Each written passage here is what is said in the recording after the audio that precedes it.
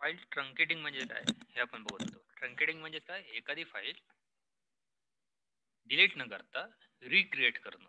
ठीक आहे, त्याचं नाव चेंज न करता त्यामध्ये फक्त कंटेंट त्यामध्ये जो आहे तो चेंज करणं. ठीक आहे, आता या ठिकाणी जर एबीसी फाईल ही सेव्ह केलेली आहे, या ठिकाणी कुठली OS1 नावाची फाईल सेव्ह केली आहे. आता OS1 मधला जो काही कंटेंट असेल तो कंटेंट मी डिलीट न करता नवीन कंटेंट त्यामध्ये केला. मी फाईल डिलीट नाही केली, फाईल नाही डिलीट न करता काय केलं, मी फक्त त्यामधला कंटेंट चेंज केला. ठीक आहे, किंवा मी रिनेम देऊ शकतो. That is all about truncating a file. So हा हे एक ऑपरेशन होतं. त्यानंतर file access method. File access method म्हणजे काय, त्यामध्ये तुम्ही पर्टिक्युलर ऍक्सेस देऊ शकता, पर्टिक्युलर माणसालाच ऍक्सेस देऊ शकता. ठीक आहे, it is all about the security. So the way that file access and read into memory is determined by the access methods. So various access methods are there, like sequential access, direct access, index sequential access. So हे वेगवेगळे access आहेत ज्यामध्ये तुम्ही काय करू शकता, त्यामध्ये read operations, right operations, कोणी फाईल ओपन करायचं, हे सगळं प्रोटेक्शन तुम्ही त्या ठिकाणी देऊ शकता. ऍक्सेस कोण बघू शकतो ती फाईल. ठीक आहे, हे सगळं त्यामध्ये देऊ शकतो. फाईल टाईप त्यानंतरचा पॉईंट आहे. हे सगळे झाले ऑपरेशन्स. त्यानंतर आहे एक पॉईंट, तो आहे फाईल टाईप. ठीक आहे, फाईल टाईप. आता ह्यामध्ये फाईल टाईप कोणते कोणते असतात. So file type refer to the ability of the operating system to distinguish different type of files such as text file, source file, and binary files, etc. Operating system like MS-DOS and Unix have the following types of file. आता वेगवेगळे फाईलचे types असतात. आता मी मागे सांगितलं की PDF file असते, सॉंगची file असते, व्हिडिओची फाईल असते, फोटोची फाईल असते, बरोबर आहे. वर्डची फाईल असते, XLS फाईल असते, PPT ची फाईल असते. तर ह्या सगळ्या फाईल्स असतात. आता डॉस, MS-DOS आणि युनिक्स ह्या ज्या काही जुन्या ऑपरेटिंग सिस्टीम होत्या, आता आपण वापरतो Windows operating system, Android operating system, बरोबर, लिनक्स ऑपरेटिंग सिस्टीम. व युनिक्स आणि डॉस ह्या जुन्या ज्या काही ऑपरेटिंग सिस्टीम होत्या, ज्या की कमांड बेस ऑपरेटिंग सिस्टीम आपण बोलू शकतो, किंवा कॅरेक्टर बेस, ज्यामध्ये माऊस नव्हता. ठीक आहे, त्या फक्त कीबोर्ड होता आणि त्या कीबोर्डवरून सगळं काय व्हायचं, ऑपरेशन्स केले जायचे.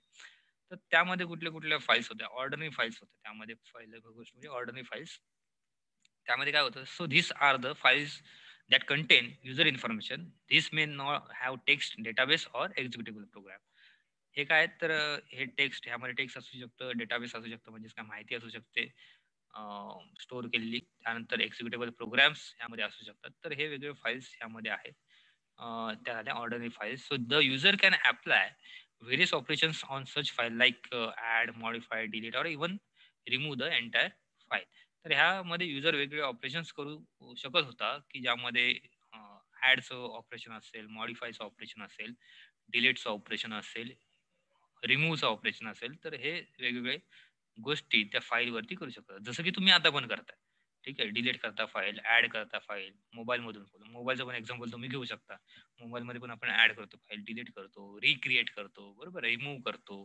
तर हे सगळे ऑपरेशन्स तेव्हा पण चालवतात आणि आता पण चालू आहेत. ऑर्डिनरी फाईल्स आपण त्यांना बोलू शकतो. ठीक आहे, ज्यामध्ये हे सगळे ऑपरेशन्स आपण करू शकतो. त्यानंतर आता आणखी एक सांगायचं झालं की MS-DOS आणि युनिक्स ह्या तेव्हा ऑपरेटिंग सिस्टीम युज केल्या जायच्या, पण आता पण त्या युज केल्या जातात. असं नाही की आता बंद झाल्यात. ठीक आहे, युनिक्स आणि डॉस आता पण युज केलं जातं, फक्त त्यामध्ये मॉडिफिकेशन झालेले आहेत. फक्त आपल्याला युजर फ्रेंडली विंडोज आहे ऑपरेटिंग सिस्टीम, कम्प्युटरमध्ये युजर फ्रेंडली विंडोज आहेत, किंवा मोस्ट पॉप्युलर आपण विंडोज आहे, त्याच्यामुळे विंडोज सगळ्यांना माहिती आहे. पण बाकीच्या पण ऑपरेटिंग सिस्टीम्स आहेत, त्या पण यूज केल्या जातात. ठीक आहे, असं लक्षात ठेवू नका की फक्त विंडोज ऑपरेटिंग सिस्टीम आहे, किंवा डॉस पहिली यूज केली जायची, आता यूज केली जात नाही, युनिक्स पहिली यूज केली जायची, आता यूज केली जात नाही. असं नाही, सगळ्या ऑपरेटिंग सिस्टीम वापरल्या जातात, फक्त पर्टिक्युलर पर्पजसाठी त्या ठिकाणी वापरल्या जातात. आणि आपल्याला युजर फ्रेंडली विंडोज आहे, त्यामुळे आपण विंडोज वापरतो. तर हे झालं ऑर्डिनरी फाईल्स. त्यानंतर एक फाईल आहे, ती आहे डिरेक्टरी फाईल्स.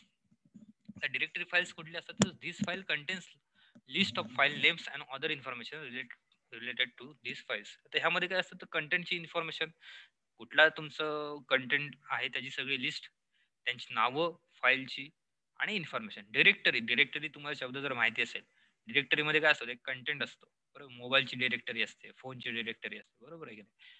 म्हणजेच काय, ह्यामध्ये कंटेंट असतो आणि ते कंटेंट नुसार काय करतो तुम्ही, फाईल फाइंड करू शकता. ठीक आहे, सगळी इन्फॉर्मेशन त्या डिरेक्टरी फाईलमध्ये असते. त्यानंतर आता डिरेक्टरी फाईल तुम्हाला अशी भेटणार नाही, ती कम्प्युटरमध्ये असते, सेव्ह असते. तुम्हाला त्या जसं की आपल्या बाकीच्या फाईल दिसतात त्या प्रकारे ही फाईल त्यामध्ये आपल्याला दिसत नाही, पण ती असते. त्यानंतर आहे special files. These files are also known as the device files. These files represent a physical device like disk, terminal, printers, network, type drives, uh, tape drives, etc. So these files are two types, like character special files and block special files. आता device file आपण बोलतो. Device file म्हणजे काय, specific डिवाइसच्या file. ठीक आहे. मग त्यामध्ये physical device असतील, सॉफ्टवेअर्स असतील वेगवेगळे. ठीक आहे. त्यांच्या पण फाईल क्रिएट होतात. आता तुम्ही एखादा सॉफ्टवेअर तुमच्या कम्प्युटरमध्ये इन्स्टॉल केला, तुमच्या मोबाईलमध्ये इन्स्टॉल केला, तरी पण त्या ठिकाणी त्याची एक फोल्डर तयार होतो. तुम्ही जर तुमच्या फाईल मॅनेजरमध्ये बघितलं तर तुमचा फोल्डर त्या ठिकाणी तयार होतो आणि त्या फोल्डरमध्ये त्याची जी काय इन्फॉर्मेशन असेल किंवा त्यामधला कुठला डेटा वगैरे सेव्ह होणार आहे, तो डेटा काय असतो त्या ठिकाणी स्टोअर होत असतो. ठीक आहे. तर तशा प्रकारच्या त्यांना काय बोलतात, स्पेशल फाईल्स बोलतात, ज्या की कॅरेक्टर स्पेशल फाईल असू शकतात किंवा ब्लॉक स्पेशल फाईल असू शकतात. तुम्ही जर कुठला सॉफ्टवेअर इन्स्टॉल केला असेल, मग त्या ठिकाणी शेअरेट वगैरे होतं, ते तुम्हाला माहिती असेल, फोल्डर बघितला असाल, किंवा रेग्युलर वापरायचं झालं तर व्हॉट्सअपचा पण काय असतं त्या ठिकाणी फोल्डर असतो आणि त्या फाईल मॅनेजरमध्ये, आणि त्यामध्ये सगळं व्हॉट्सअपचा डेटा असतो. तो डेटा कुठे पण जात नाही. त्या फोल्डरच्या डेटामध्येच त्या फोल्डरच्या मध्येच सगळा त्यांचा व्हॉट्सअपचा जो काही डेटा आहे तो त्या ठिकाणी असतो. ठीक आहे. मग त्या कुठल्या झाल्या तर स्पेशल फाईल झाल्या, स्पेशल फोल्डर झाले. ह्यामध्ये काय असतं तर कॅरेक्टर स्पेशल फाईल्स आहेत. So in this type the file data is handle character by character. ठीक आहे. कॅरेक्टर बाय कॅरेक्टर ह्या ठिकाणी फाईल डेटा काय केला तो हँडल केला जातो. त्यानंतर ब्लॉक स्पेशल फाईल्स मध्ये काय केला जातो, तो डेटा हा ब्लॉक मोडमध्ये म्हणजे so in this type of file data is handle in blocks as in the case of disk and tapes. ठीक आहे. ह्यामध्ये काय असतं तर डेटा हा ब्लॉक्समध्ये असतो, लाईक डिस्क अँड टेप्स. ठीक आहे. त्यामध्ये स्टोअर असतो. एक एक्सटर्नल डिव्हाइसमध्ये आपण बोलू शकतो. ठीक आहे. एक्सटर्नल डिव्हाइसमध्ये तो डेटा तुम्ही काय करता, स्टोअर करता. समजतं. ब्लॉक म्हणजे काय तर मेमरी ब्लॉक. ब्लॉक म्हणजे कुठला दुसरा ब्लॉक नाही तर मेमरी ब्लॉक. आणि त्या मेमरी ब्लॉकमध्ये तुम्ही काय करता, ती फाईल इन्फॉर्मेशन स्टोअर केलेली असते. ठीक आहे. सो हा एक पॉईंट होता फाईलचा. त्यानंतर जो की फाईल टाईप म्हणून होता. ऑर्डिनरी फाईल आपण बघितलं, कुठे कुठल्या फाईल, ऑर्डिनरी फाईल्स, त्यानंतर डिरेक्टरी फाईल्स, त्यानंतर स्पेशल फाईल्स. हे झाले फाईलचे टाईप. आणखीन त्यानंतर एक पॉईंट आहे, तो आहे डिरेक्टरी. डिरेक्टरी मी तुम्हाला आता इन शॉर्ट मध्ये सांगितलं बोलता बोलता की directory is a location for storing files on your computer. So directories are found in a hierarchical file system such as DOS, OS2, Unix, etc. When referring to a directory, a user commonly indicates the name of the directory. Information about files is maintained by the directory. A directory can contain multiple files. It can even have directory inside of them. In Windows, we also call this directory as folders. आता directory म्हणजे तुम्हाला समजलं असेल की थोडक्यात काय, folder. बरोबर आहे. मगाशी मी फाईल मॅनेजर म्हणून सांगितलं. फाईल मॅनेजर का सांगितलं तुम्हाला, की जेणेकरून तुम्ही मोबाईल वापरताय आणि मोबाईलमध्ये काय असतात तर फाईल मॅनेजर असतं, आणि फाईल मॅनेजरमध्ये काय असतात ते वेगवेगळे फोल्डर्स असतात. ते फोल्डर्स म्हणजेच काय झाली, एक डिरेक्टरी झाली. डिरेक्टरी काय करते, तुम्हाला तुमचं लोकेशन, तुमचा डेटा काय स्टोअर आहे, कुठे स्टोअर आहे, त्याचं नाव, ठीक आहे, हे सगळं त्या डिरेक्टरीमध्ये असतं. त्या फोल्डर्समध्ये त्या सगळ्या गोष्टी असतात.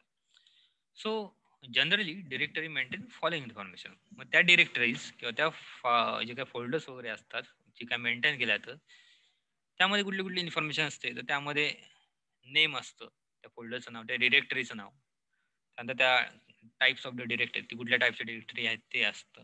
लोकेशन, कुठल्या लोकेशनला ती सेव्ह आहे. बरोबर आहे. मग तुम्ही फोल्डरमध्ये परत सब फोल्डर गेलात, मग ते कुठल्या लोकेशनला सेव्ह आहे, हे सगळं त्यामध्ये इन्फॉर्मेशन असतं. त्याची साईज, त्या डिरेक्टरीची साईज. आता वेगवेगळ्या डिरेक्टरीज असतात. मी जर सांगितलं की तुम्ही पर्टिक्युलर ॲप इन्स्टॉल केल्यानंतर त्याचे एक फोल्डर तयार होतो. मग ती एक वेगळी डिरेक्टरी झाली. शेअरची एक वेगळी डिरेक्टरी असेल, व्हॉट्सअपची वेगळी डिरेक्टरी, हाईची वेगळी डिरेक्टरी असेल. तर पर्टिक्युलर काय, जसं तुम्ही वेगवेगळे ॲप नंतर इन्स्टॉल करता, बाय डिफॉल्ट नाही बोलत, नंतर जे इन्स्टॉल केले असतात ॲप, त्यांची काय असते, वेगवेगळी डिरेक्टरी तयार असते किंवा तयार होते. मग त्यामध्ये हे सगळी इन्फॉर्मेशन असते, जी की तुम्हाला स्क्रीनवरती दिसते. त्यानंतर पोझिशन, प्रोटेक्शन, हे जसं आपण फाईलला बघितलं, फाईलचे ॲट्रिब्यूट्स बघितले, तसंच आहे ते. त्यानंतर युजेस, त्यानंतर माउंटिंग. तर माउंटिंग म्हणजेच काय, when the root of the file system is grafted into the existing tree of the another file system, it is called mounting. म्हणजेच काय, एका ठिकाणून दुसऱ्या ठिकाणी आपण जेव्हा फाईल नेतो वगैरे किंवा मॉडिफाय करतो, त्यावेळी काय होतं, ते माउंटिंग होत असतं. तर हे होते त्याचे जी काही इन्फॉर्मेशन असते डिरेक्टरीची ती. त्यानंतर या ठिकाणी वेगवेगळ्या डिरेक्टरीज दिलेल्या आहेत त्यांनी. तुम्ही डिरेक्टरी हा folder equivalent to folder. Folder जे आहेत ते फोल्डर म्हणजेच काय तर डिरेक्टरी. तुमच्या मोबाईलला फोल्डर असतात, तुमच्या आपल्या कम्प्युटरला फोल्डर असतात, बरोबर आहे. ते म्हणजेच काय तर तुमची डिरेक्टरी आपण बोलू शकतो. जेणेकरून डिरेक्टरी कशाला असतं, तुमचं आयडेंटिफिकेशन इझिली आयडेंटिफाय व्हावं यासाठी असते. Single level directory system. आता सिंगल लेवल डिरेक्टरी सिस्टीम काय आहे, तर सिंगल लेवल म्हणजे काय तर तुमचा एक फोल्डर आपण बोलू शकतो आणि एका फोल्डरच्या नंतर डायरेक्ट फाईल. या ठिकाणी जर तुम्ही डायग्राम बघितलं तर या ठिकाणी बघा ही डिरेक्टरी आहे, बरोबर आहे. हे कॅट आहे, कॅट नाव आहे त्या डिरेक्टरीचं, व्हॉट एव्हर असेल. आणि त्यानंतर काय इथे एक डायरेक्ट फाईल आहे. ही याला काय बोलतात, सिंगल लेवल डिरेक्टरी सिस्टीम बोलतात.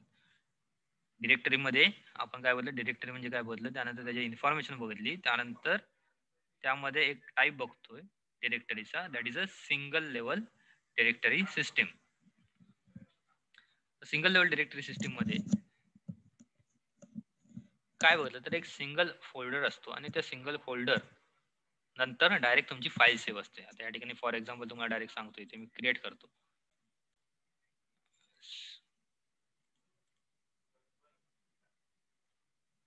इथे एक मी फोल्डर तयार केला, हा बरोबर आहे.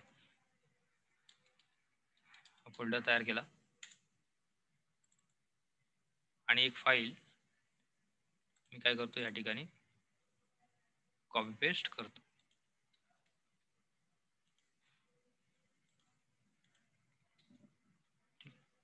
आता डिरेक्टरी काय झाली, तर हा शैलेश नावाचा एक डिरेक्टरी झाली, त्या डिरेक्टरीचं नाव काय झालं शैलेश, आणि त्यानंतर फाईल कुठली OS1 ही काय, त्यामध्ये फाईल सिंपल. ही कुठली झाली डिरेक्टरी, सिंगल लेवल डिरेक्टरी झाली. कुठली झाली डिरेक्टरी, सिंगल लेवल डिरेक्टरी. ठीक आहे, समजलं असेल. सिंगल लेवल डिरेक्टरी सिस्टीम, एक फाईल फोल्डर नंतर डायरेक्ट फाईल आपण बोलू शकतो. थोडक्यात लक्षात ठेवा झालं, फोल्डर नंतर direct file. So it is a simplest structure of the directory. Here all the files are contain in the same directory which is easy to support and understand. एकाच फाईलमध्ये सगळे, एकाच फोल्डरमध्ये सगळ्या फाईल्स असतात, एकाच डिरेक्टरीमध्ये काय असतात, सगळ्या फाईल्स असतात. And if the number of the file increases when the system has more than one user, then limitations of the structure increases. Since all files are in the same directory, they must have unique names. If two users call their data in file test, then the unique name rule is violated. Even a single user as the number of a file increases. आता थोडक्यात सांगायचं झालं तर काय, तर एका फोल्डरमध्ये तुम्ही सेम नावाचं फाईल सेव्ह करू शकत नाही, बरोबर आहे. जर एकाच फोल्डरमध्ये तुम्ही डेटा सेव्ह करत असाल तर तो डेटा वेगवेगळ्या नावाने सेव्ह केलेला असावा. सेम नेमने तुम्ही काय सेव्ह करू शकत नाही. त्यामध्ये जर तुम्ही large amount of data save करत असाल तर काहीतरी कुठेतरी लिमिटेशन्स हे तुम्हाला येऊ शकतात. तुम्हाला प्रॉब्लेम्स येऊ शकतात डेटा फाइंड करताना, डेटा फेच करताना, डेटा ऍक्सेस करताना. ठीक आहे, तर हे सिंगल लेवल डिरेक्टरीचे इन्फॉर्मेशन झाली. ठीक आहे. जर मल्टिपल युजर यूज करत असेल तर, तुम्ही जर सिंगल युजर असाल तर त्या ठिकाणी तुम्हाला इझी जाईल. पण एक स्मॉल एक्झाम्पल पण तुम्ही लक्षात ठेवला तर तुमचा सगळा मोबाईलचा डेटा एकाच फोल्डरमध्ये सेव्ह असेल तर तुम्हाला कसं वाटेल, तुम्हाला फाइंड करता येईल का इझिली, तर नाही. ते थोडं काय जाईल, डिफिकल्ट जाईल. तेच काम करतं सिंगल लेवल डिरेक्टरी होतं. सिंगल लेवल डिरेक्टरी ही लिमिटेशन्स मध्ये आहे. तुम्ही पर्टिक्युलर फाईल्स त्या ठिकाणी स्टोअर करू शकता एकाच डिरेक्टरीच्या खालती, पण बरेचशा फाईल्स त्या ठिकाणी तुम्ही स्टोअर करू शकत नाही. तर ही झाली सिंगल लेवल डिरेक्टरी. त्याच्याबरोबर नंतर आहे hierarchical directory system. Hierarchical directory system मध्ये काय, सो इथे बघा डायग्राम बघा, ही डायग्राम मध्ये बघा एक रूट डिरेक्टरी आहे. रूट डिरेक्टरी नंतर आणखी एक डिरेक्टरी आहे, बरोबर आहे. त्यानंतर आणखीन परत फोल्डर आहेत, म्हणजे फोल्डर, त्यानंतर सब फोल्डर, सब फोल्डर, सब फोल्डर, सब फोल्डर, त्याच्यानंतर एक फाईल, असं आपण बोलू शकतो की एक फोल्डर त्यामध्ये बरेचसे फोल्डर, त्यानंतर त्यामध्ये एक फाईल आहे. ठीक आहे, तर हे झालं एक हायरार्कल डिरेक्टरी स्ट्रक्चर. आता हायरार्कल डिरेक्टरी स्ट्रक्चर जर तुम्हाला सांगायचं झालं तर एक मी आणखी सांगतो तुम्हाला की इथे बघा ही एक या ठिकाणी ह्या डिरेक्टरीज आहेत सगळ्या फोल्डर्स आपण बोलतो त्यांना. तर ह्या डिरेक्टरीमध्ये बघा FYT नावाचा एक डिरेक्टरी आहे. त्या FYT डिरेक्टरीमध्ये काय, हे 4 डिरेक्टरीज आहेत. ह्या 4 डिरेक्टरीमध्ये ऑपरेटिंग सिस्टीम मी ओपन केलं. ऑपरेटिंग सिस्टीम मध्ये काय, ही फाईल आहे, बरोबर. FYT OS memory management and file structure, file system हे नाव आहे या फाईलचं. ठीक.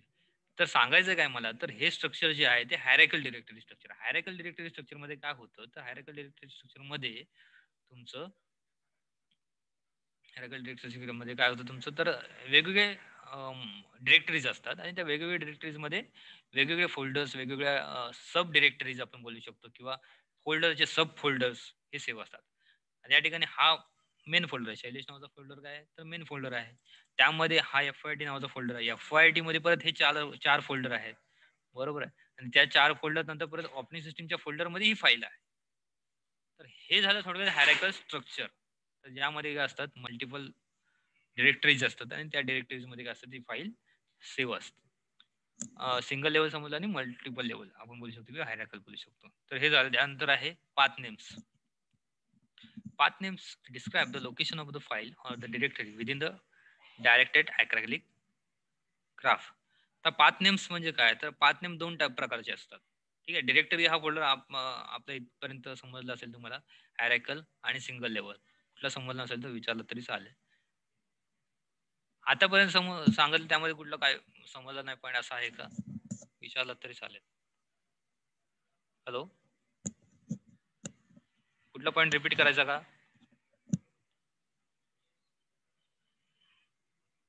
आवाज येतोय माझा?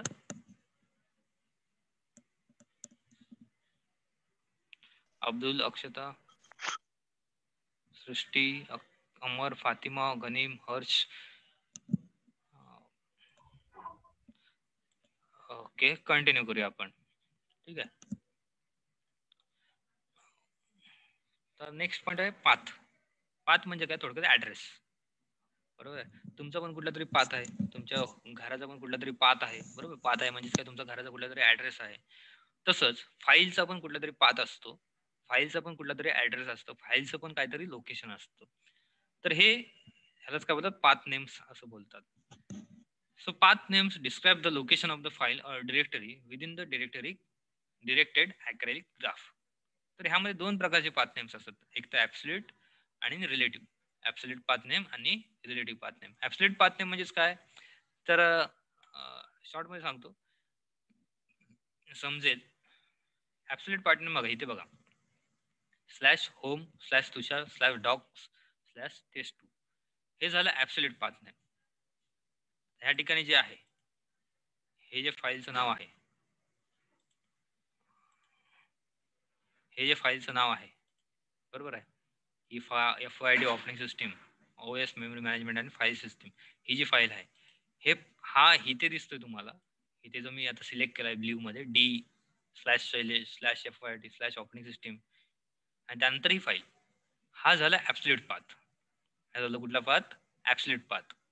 पण जर मी इथूनच फक्त सिलेक्ट करत असेल फाईल, ठीक आहे, म्हणजेच काय, अर्धवट इथून शैलेश पासून पुढे, इथून एवढाच शैलेश FYD किंवा ऑपरेटिंग सिस्टीम एवढाच जर मी पाथ बघत असेल, किंवा हा जर एवढाच मी जर पाथ बघत असेल, तर तो झाला रिलेटिव्ह पाथ. ठीक आहे. रिलेटिव्ह म्हणजेच काय, तर तो पूर्ण नाही आहे किंवा अर्धवट आपण बोलू शकतो, तो रेफरन्स असू शकतो. If we are currently in the home tushar directory, ही जे home tushar directory, and the relative path to test2 will be doc test2. ह्याचा रिलेटिव्ह पार्ट कुठला असतो, doc test2. जसं की रिलेटिव्ह पाथ ह्या ठिकाणी कुठला आहे, FYD ऑपरेटिंग सिस्टीम किंवा शैलेश FYD ऑपरेटिंग सिस्टीम हा रिलेटिव्ह पार्ट ठरू शकतो.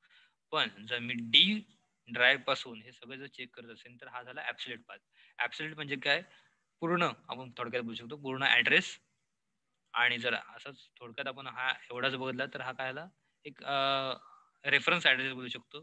ठीक आहे. अशा प्रकारचा आपण हा पाथ बोलू शकतो. तर हे दोन होते, ऍब्सोल्यूट पाथ आणि रिलेटिव्ह पाथ. ऍब्सोल्यूट पाथ आणि रिलेटिव्ह पाथ मध्ये हे एक्झाम्पल तुम्ही लक्षात ठेवू शकता, की होम तुषार डॉक टेस्ट2 आणि त्यानंतर डॉक्स आणि टेस्ट2 हे दोन, एवढेच काय ते तुम्ही हे यामध्ये एक्झाम्पल म्हणून पाथ नेम म्हणून लक्षात ठेवू शकता. आता डिरेक्टरी, यामध्ये file directory in the file system can be reference by the either it's absolute और रिलेटिव्ह.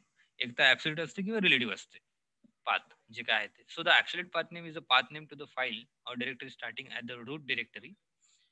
ठीक आहे. And the relative path name is the path name of or the directory starting from an relative or relation or current location of the directory.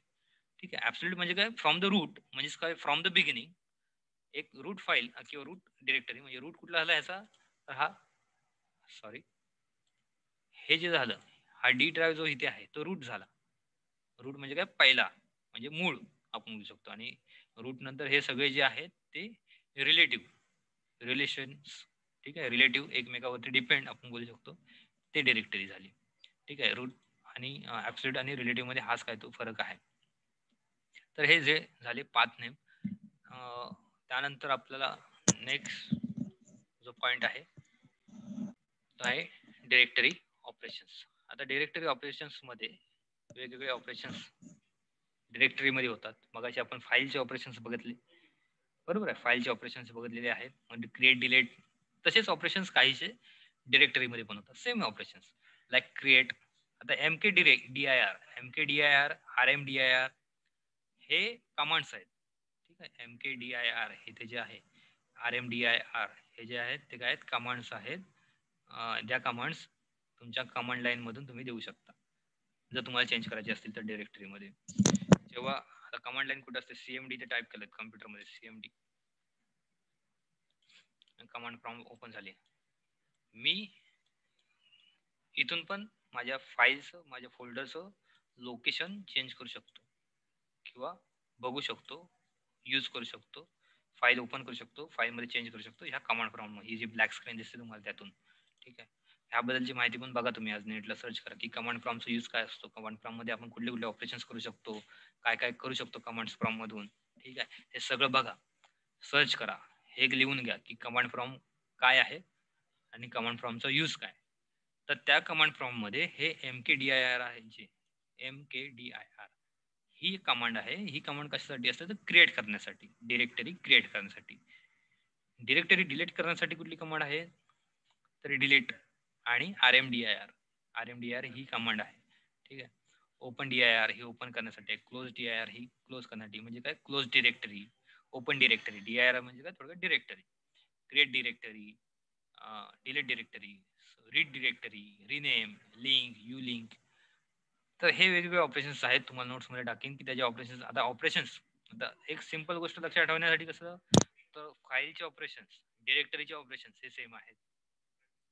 Attributes हे same आहेत. Characteristic जे बोललो मगाशी ते same आहेत. फाईलचे पण सेम आहेत आणि डिरेक्टरीचे पण सेम आहेत. तुम्हाला जर क्वेश्चन आला तर कन्फ्युज व्हायला नको. ठीक आहे. तर हे झाले डिरेक्टरी आणि त्याचे जे काय ऑपरेशन्स आहेत, त्यामध्ये जे ऑपरेशन्स होतात ते. त्यानंतर आपल्याला जो पॉईंट बघायचा आहे तो पॉईंट आहे इम्प्लिमेंटिंग फाईल्स. आता इम्प्लिमेंटिंग फाईल्स मध्ये इम्प्लिमेंट म्हणजे काय, थोडक्यात अलोकेशन्स ऑफ द फाईल. अलोकेशन म्हणजेच काय, तर अलोकेशन म्हणजे तुम्ही फाईल कुठे अलोकेट करताय, कुठे सेव्ह करताय, कशी सेव्ह होते, फिजिकली कशी सेव्ह होते. फिजिकली म्हणजेच काय, कुठल्या डिस्क वरती सेव्ह होते, हार्ड डिस्क वरती सेव्ह होते, पण हार्ड डिस्क मध्ये कशी सेव्ह होते, बरोबर आहे. हे सगळं आपल्याला ह्या इम्प्लिमेंटिंग फाईल्स मध्ये बघायचं. आता जेव्हा आपण फाईल सेव्ह करतो, कम्प्युटरमध्ये सेव्ह करतो फाईल, तेव्हा ती फाईल इम्प्लिमेंटिंग फाईल मध्ये अलोकेशन्स करतो. इम्प्लिमेंटिंग म्हणजे काय, थोडक्यात अलोकेशन करतो. अलोकेशन म्हणजे काय, ते लोकेशनला स्टोअर करतो, लोकेशनला सेव्ह करतो. So implementing file is primarily about the knowing which disk block are associated with which file. कुठला डिस्क ब्लॉक कुठल्या फाईल बरोबर आपण त्या ठिकाणी टाकतोय. या ठिकाणी मी तुम्हाला ड्रॉ करून दाखवतो थोडक्यात. ड्रॉ करून दाखवतो की फाईल कशी असते आणि फाईल कसं, कुठला डिस्क ब्लॉक असतो. तर तुम्ही CD बघितलं असेल, तशीच राऊंड मध्ये काय असते, एक फाईल असते. थोडक्यात समजून घ्या, एक सर्कल आहे. ठीक आहे. टाकतो, वाटल्यास काढतोच मी. सर्कल ही डिस्क आहे. त्यानंतर जे डिरेक्टरी आहे किंवा जे काय फाईलचं लोकेशन आहे, फाईल्स डिरेक्टरी ती अशा प्रकारे असतो. ह्यामध्ये परत लाईन्स असतात वेगवेगळ्या. हे ब्लॉक्स झाले, हे वेगवेगळे काय झाले, ब्लॉक्स झाले. फाईल आहे, फाईलमध्ये मेमरीचे ब्लॉक्स असतात. ठीक आहे. आणि हे ब्लॉक्स इथे जातात. आता ह्याचे पण जे काय आहे, हे सर्कल जे आहे, जी डिस्क आहे, त्या डिस्कचं पण ह्यामध्ये सेक्शन्स असतात. सेक्शन्स, त्यामध्ये परत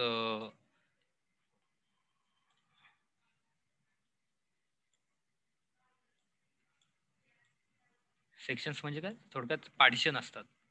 ते पार्टिशन मध्ये परत काय असतात, सेक्शन्स असतात. आता हे झाले पार्टिशन्स, ठीक आहे. हे जे सर्कल सर्कल आहेत ते सेक्शन झाले, ठीक आहे. आणि त्यामध्ये परत पार्टिशन्स असतात. ही फाईल एक डिस्क, तुम्ही जर सीडी ड्राईव्ह बघत असाल तर सीडी तर सगळ्यांनी बघितली असेल असं मी गृहीत धरतो. तशीच डिस्क तुमच्या हार्ड डिस्क मध्ये पण असतं. काय हे वेगवेगळे असे काय असतात, बारीक बारीक लाईन्स असतात आणि बारीक बारीक काय होतं त्याचे पार्ट बनतात. आता जो मी कर्सर दाखवतोय हा एक काय झाला, सेक्शन झाला, हा ब्लॉक झाला एक. हा जो आहे तो ब्लॉक आहे. ह्या ठिकाणी कुठली तरी मेमरी सेव्ह असणार आहे, ठीक आहे. इथे जर एक नंबर इथे असेल, इथे जर एक असेल, इथे दोन असेल, इथे तीन असेल, इथे चार असेल, इथे पाच असेल, तर हे सगळं जे काय आहे ते इथे इथे एक नंबरचा इथे सेव्ह असेल, दोन नंबर इथे सेव्ह डेटा असेल, तीन नंबरचा इथे असेल. तर अशा प्रकारचा काय असतो, डेटा सेव्ह असतो सीडी वरती किंवा डिस्क ड्राईव्ह वरती, ठीक आहे. तर हे असे सेक्शन्स पार्टिशन्स असतात आणि त्या प्रकारे डेटा काय होत असतो, सेव्ह होत असतो. अलोकेशन थोडक्यात कसं होतं ते सांगतो. आता हे अलोकेशन जेव्हा होतं म्हणजेच काय, मी सांगितलं की तुम्हाला कुठल्या ब्लॉकला कुठली फाईल सेव्ह आहे. आता ही एक फाईल झाली, ही एक नंबरची एक फाईल झाली, ही फाईल ह्या इथे असेल सेव्ह, दोन नंबरची, तीन नंबर, चार नंबर, अशा वेगवेगळ्या फाईल्स असतात, ठीक आहे. मग त्या कुठल्या ब्लॉकला जातात, ते अलोकेशन्स. आता ते अलोकेशन कसं होतं, त्यामध्ये दोन टाईप्स आहेत, कॉन्टिजियस आणि नॉन कॉन्टिजियस. कुठले आहेत दोन टाईप, कॉन्टिजियस आणि नॉन कॉन्टिजियस. कॉन्टिजियस म्हणजे काय, थोडक्यात एक कंटिन्यू आपण बोलू शकतो, कन्सिस्टन्सी आपण बोलू शकतो.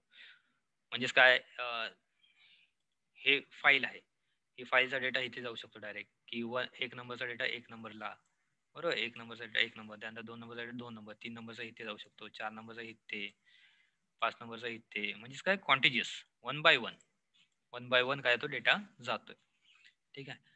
हा डेटा अशा प्रकारे तो सेव्ह होऊ शकतो कॉन्टिजियसली. एक्झाम्पल म्हणजे सांगायचं झालं आणखीन तुम्ही एक्झाम्पल स्टुडंट आणि बेंचेसचं घेऊ शकता, की एका क्लासमध्ये वेगळे बरेचसे स्टुडंट्स आहेत, ठीक आहे. आणि त्यामध्ये बेंचेस लाईन वाईज स्टुडंटला बसवतात ना, की पहिल्या लाईन मध्ये जो पहिला मुलगा असेल तो पहिल्या बेंचवर बसेल, दुसरा नंबर दोन नंबर लाईन मध्ये असेल, किंवा लाईन मध्ये दोन नंबरला मुलगा असेल तो दुसऱ्या बेंचवरती बसेल, तिसऱ्या बेंचवरती बसेल, चौथ्या बेंचवरती. मग लाईन वाईज काय बसतात, ती मुलं बसवली जातात. ते झालं थोडक्यात, कसं झालं, अलोकेट केलं गेलं मुलांना, काय केलं, अलोकेट केलं गेलं वर्गात, अलोकेट केलं गेलं, बेंचवरती अलोकेट केलं जातं. तशीच मेमरी पण अलोकेट केली जाते, किंवा डेटा पण अलोकेट केला जातो डिस्क ड्राईव्ह वरती. डिस्क ड्राईव्ह वरती बोलतोय मी, तुमचे हार्ड डिस्क असेल, फ्लॉपी डिस्क असेल, सीडी असेल, हे वेगवेगळे डिस्क ड्राईव्ह आहेत. त्यावरती काय होतं, अशा प्रकारचं अलोकेशन हे होत असतं. मग कॉन्टिजियस मध्ये तुम्हाला सांगितलं की कंटिन्युअस, वन गेल्यानंतर टू, टू नंतर थ्री, थ्री नंतर फोर. मग आता वन ची सुरुवात ही सुरुवातीपासूनच व्हायला असं काय नाही, तो इथून पण सुरुवात होईल, पण सुरुवात झाल्यानंतर तो सिक्वेन्स वाईज काय होईल, तो अरेंज केला जाईल. ओके, सुरुवात केल्यानंतर काय होईल, तो सिक्वेन्स वाईज काय केला जाईल, अरेंज केला जाईल. That is a contiguous one. So ह्या अलोकेशनचा फायदा काय, पहिली गोष्ट म्हणजेच काय, ह्यामध्ये जास्तीत जास्त तुमचा डिस्क युटिलाइज केला जातो. डिस्क म्हणजे काय, तुमची जास्तीत जास्त मेमरी, डिस्कची जी काय साईज आहे ती युटिलाइज केली जाते. आणि दुसरा अलोकेशन, दुसरा एक त्याचा ऍडव्हान्टेजेस जो आहे, वेट,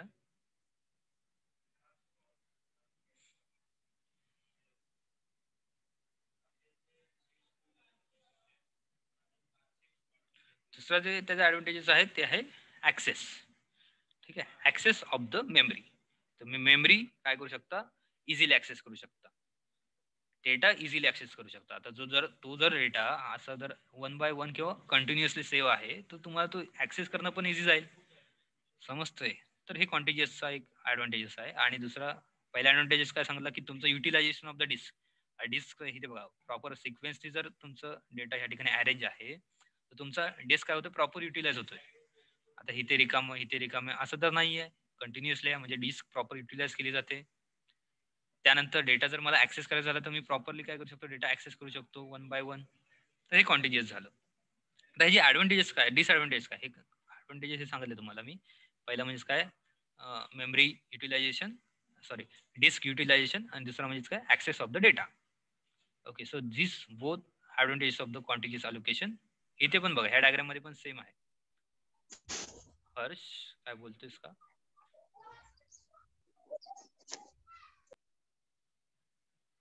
इथे पण बघा फाईल ए आहे, त्यानंतर फाईल बी आहे, फाईल सी आहे, त्यानंतर डी आहे, ई आहे, एफ आहे, जी आहे. बरोबर. तर अशा प्रकारे काय झालं, ह्या ठिकाणी डेटा अरेंज झालेला आहे. ही लाईन मध्ये बघितलं तर म्हणजे फाईल ए ला 4 ब्लॉक आहेत, फाईल बी ला 3 ब्लॉक आहेत, फाईल सी ला 6 ब्लॉक आहेत. तर वेगवेगळे ब्लॉक्स ह्या वेगवेगळ्या फाईल्सला आपण काय केलेले आहे, अलोकेट केलेले आहेत. ते कमी जास्त असू शकतात. ब्लॉक्स म्हणजे काय कमी जास्त असतो. ब्लॉकमध्ये काय असतो, डेटा असतो, फिजिकली सेव्ह डेटा. मी सांगितलं ब्लॉक हा कायला एक ब्लॉक झाला इथे. तो ब्लॉकमध्ये काय असतो, डेटा सेव्ह असू शकतो. तर कॉन्टिजियसचा डिसएडव्हांटेज मी सांगतो. इथे बघा एक फाईल जर डिलीट केली मी, ती फाईल डिलीट केल्यानंतर तेवढाच साईजचं काय होतोय ह्या ठिकाणी बघा जागा रिकामी राहते. इथे 6 एफ ब्लॉक मी डिलीट केला तर 6 ब्लॉक काय आले रिकामी झाले. आता 6 ब्लॉक रिकामी झाल्यानंतर ह्या ठिकाणी मला 6 ब्लॉकचीच एकतर फाईल टाकायला लागेल किंवा त्यापेक्षा कमी फाईल टाकायला लागेल. कमी साईजची फाईल असेल ती टाकायला लागेल. 6 पेक्षा जर जास्त साईजची जर फाईल असेल तर मला त्या ठिकाणी टाकता येणार नाही. हा एक डिसएडव्हांटेजेस आहे.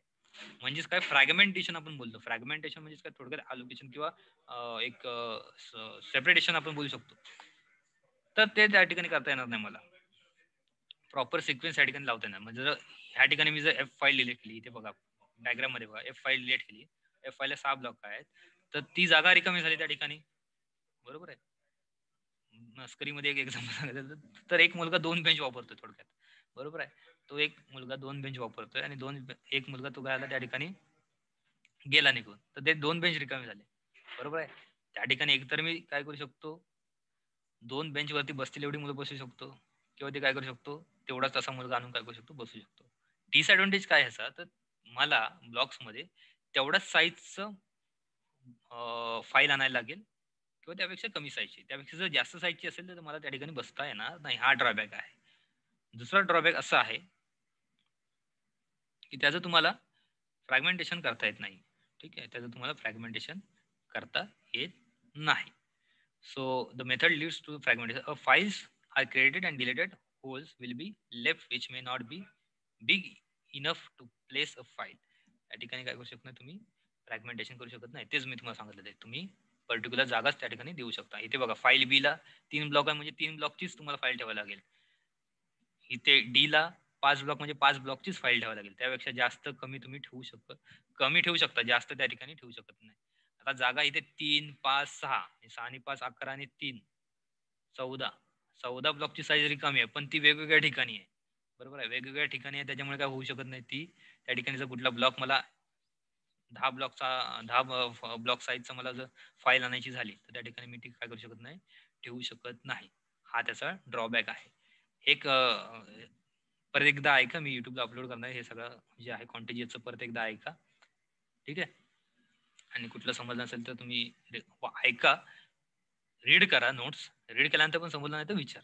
ठीक आहे. पहिले तुम्ही स्वतःहून फाइंड करायचं बघा. स्वतःहून जेवढं फाइंड कराल तेवढं तुम्हाला इझिली समजत जाईल. हे सांगतोय मी कॉन्टेजियस. त्याच्या बरोबर अपोजिट आहे ती नॉन कॉन्टेजियस. ठीक आहे. त्याच्या बरोबर अपोजिट आहे ती नॉन कॉन्टेजियस. आता पण ही मीटिंग आहे, हिला 5 मिनिटं राहिलेली आहेत. त्यानंतर पण ही जर मीटिंग संपली तर ही रिजॉईन करा. रिजॉईन करून काय करा, पुन्हा कंटिन्यू करा. ठीक आहे. जेणेकरून आजचा हा आपला पॉईंट संपेल. जास्त वेळ घेणार नाही त्यानंतर. ठीक आहे. लवकरात लवकर आपण ते काय करूया, संपूया. तर सांगत काय होतो मी, कॉन्टिजियस फाईल अलोकेशन तुम्हाला समजलं असेल. कॉन्टिजियस म्हणजे काय, थोडक्यात कंटिन्युअस 1 बाय 1 काय केलं मी, अलोकेट केलं. फाईल जशी येतील, बरोबर आहे, जशी मुलं येतील तसं बसवत गेलो. पण ते माझं एक राहिलं की प्रत्येक साईज नुसार मी त्या ठिकाणी बसवलं नाहीये. म्हणजेच काय, त्यातला कुठला तरी एक फाईल डिलीट झाली तर त्या साईजचीच फाईल मला काय करायला लागेल, ठेवायला लागेल. हे झालं कॉन्टिजियस. त्याच्याबरोबर नॉन कॉन्टिजियस किंवा लिंक लिस्ट अलोकेशन बोलतात त्याला. त्याला काय बोलतात, link list allocation. Contiguous allocation नंतर कुठलं, link list allocation. Link list allocation मध्ये काय होतं, तर लिंक लिस्ट अलोकेशन मध्ये तुमचं जे काय अलोकेशन आहे फाईलचं, जसं मी सांगितलं तुम्हाला. ठीक आहे. की इथे हे जर ब्लॉक्स आहेत, हा जर डेटा आहे, तो डेटा तुम्ही कसं ठेवू शकता, तर कसाही त्या ठिकाणी आहे. इथे जर 1 ठेवलं तर इथे 2 ठेवू शकता, इथे 5 ठेवू शकता. ठीक आहे. म्हणजे कुठल्या पण ब्लॉकला कुठला पण डेटा त्या ठिकाणी तुम्ही ठेवू शकता. हा लिंक लिस्ट अलोकेशनचा फायदा आहे. फक्त स्टोअर करताना त्याला एक ऍड्रेस देत जातो. त्या ठिकाणी पॉइंटर आहे इथे बघा. लिंक लिस्ट मध्ये काय, बरोबर कॉन्टिजेंटच्या अपोजिट लक्षात ठेवा की कुठलाही डेटा कुठल्याही ब्लॉकला तुम्ही अरेंज करू शकता. So in this approach, a block of a file could be represented using a linked list. Only need is the address of the first block that the file occupies. Each block of the file contains not only data but also pointer. प्रत्येक block हा फक्त data नाही तर त्यामध्ये pointer पण काय करतो, convert pass करत असतो किंवा कॅरी करतो. पॉइंटरचं काम काय, तर पॉइंटरचं काम ऍड्रेस अलोकेशन किंवा ऍड्रेस जो आहे तो पॉइंटरमध्ये स्टोअर असतो. तुमच्या फाईलचा डेटा ब्लॉक, त्या डेटा ब्लॉकचा जो काय ऍड्रेस आहे तो कुठे स्टोअर असतो, तुमच्या पॉइंटरमध्ये स्टोअर असतो. ठीक आहे. आणि ते पॉइंटर कुठं असतं, तुमच्या फाईल बरोबर असतं. सो प्रत्येक ब्लॉकला तुमची फाईल ही असतेच, पण त्या फाईल बरोबर पॉइंटर पण असतो, जेणेकरून तुमचा आता ती फाईल कुठेतरी दुसरीकडे गेली, ठीक आहे, ती फाईल कुठेतरी दुसरीकडे गेली तरी तिचा काय राहणार आहे, ऍड्रेस हा सेम राहणार. ऍड्रेस समजायला हवा कुठून ही फाईल आलेली आहे, कुठल्या ब्लॉक मधून आली आहे. त्या ठिकाणी ते पॉइंटरचं काम आहे की त्या ठिकाणी ऍड्रेस त्याचा कॅरी करणं. ओके, तर हे फाईल बरोबर अपोजिट आहे कॉन्टिजेसच्या लिंक लिस्ट अलोकेशन. आपण पहिलं कॉन्टिजेस अलोकेशन बघितलं, त्याच्यानंतर लिंक लिस्ट अलोकेशन बघितलं. लिंक लिस्ट मध्ये एक ऍड झाली गोष्ट ती म्हणजे पॉइंटर. ठीक आहे, पॉइंटर कशाला असतो ते तुम्हाला सांगितलं की ऍड्रेस कॅरी करतो. ह्यामध्ये बघा आता ही जर डायग्राम बदलत तर ह्या डायग्राम मध्ये हे फाईलचं डेटा ब्लॉक्स आहेत, डेटा ब्लॉक्स आहेत आणि इथे पी आहे. पी म्हणजेच काय, त्याचा पॉइंटर म्हणजेच काय, त्याचा ऍड्रेस. ह्या सगळ्या ज्या 01, 0, 13, 43, 71, 81 ह्या सगळ्या ज्या आहेत त्या फाईल्स आहेत. ठीक आहे, ते सगळ्या काय आहेत, फाईल्स आहेत. आणि त्यांचे हे जे एच पी जे आहेत ते काय आहेत, ऍड्रेस आहेत. So advantages of this link list allocation is, पहिली गोष्ट म्हणजे काय, जो कॉन्टिजियसचा डिसएडव्हान्टेजेस होता तो ह्याचा ऍडव्हान्टेज असणार. बरोबर आहे, लक्षात ठेवायचं झालं तर. मग काय फ्रॅगमेंटेशनचं म्हणजे लिंक लिस्ट मध्ये कुठली पण जर फाईल माझी रिमूव्ह झाली, कुठली पण फाईल जर गेली, बरोबर आहे, ती आधीमध्ये कुठेही असेल, त्या ठिकाणी गेल्यानंतर त्या फाईलला तेवढी स्पेसची फाईल असेल असं मला भरायला पाहिजे असं नाही, कारण की आजूबाजूला काय असणार आहे, जागा असणार आहे. समजतंय. त्या ठिकाणी जर इथला हा 2 नंबरची फाईल काय आली, रिमूव्ह झाली, या ठिकाणी ही जर 2 नंबरची फाईल रिमूव्ह झाली तर हे एवढा ब्लॉक आहे तुम्हाला युजला भेटतोय. ठीक आहे, कारण की हे आधीमध्ये आहे, एवढा ब्लॉक मला युजला भेटतोय. त्याच्यामुळे मी फाईल कुठलीही ह्या ठिकाणी अलोकेट करू शकतो. ही जर 3 नंबरची रिमूव्ह झाली तर हा पूर्ण मला भेटतोय, म्हणजे मी कुठलीही फाईल या ठिकाणी अलोकेट करू शकतो. So this is the advantage of the link list allocation. So here only need is to store the first block in the directory entry. आता ह्याचं एक फक्त ऍडव्हान्टेज लक्षात घ्यायचं किंवा प्रिकॉशन लक्षात घ्यायची काम म्हणजे काय, तुमचा पहिला जो ब्लॉक आहे तो फक्त डिरेक्टरीमध्ये सेव्ह झाला पाहिजे. 1 मिनिट राहिलाय, 1 मिनिटानं पुन्हा ह्याच लिंकला काय करा, जॉईन करा. आपण लिंक लिस्ट जे आहे ते कंटिन्यू करू आणि त्यानंतर एक 2च पॉईंट राहिले, ते पॉईंट संपल्यानंतर हा चॅप्टर संपेल. ठीक आहे, तर हे लिंक लिस्ट आणि लिंक लिस्ट मध्ये काय, तर ही डिरेक्टरी म्हणजे काय, तुम्ही जेव्हा स्टोअर करता ती डिरेक्टरीला स्टोअर करायला पाहिजे. फाईल पहिल्यांदा डिरेक्टरीमध्येच स्टोअर करायला पाहिजे. एंट्री लेवल ही डिरेक्टरीमध्येच व्हायला हवी फर्स्ट ब्लॉकची, आणि त्यानंतर तुम्ही कुठेही ती फाईल काय करू शकता, स्टोअर करू शकता. So this is one advantages. After that what are the disadvantages of the link list is, in this approach random access is very slow. Okay, जो काय ऍक्सेस आहे हा काय असतो, खूप स्लो असतो. ठीक आहे, ह्या अप्रोच मध्ये, कारण की फाइंड करणं फाईल कुठे ती फाईल स्टोअर आहे हे सगळं फाइंड करणं सिस्टीमला काय येतं थोडं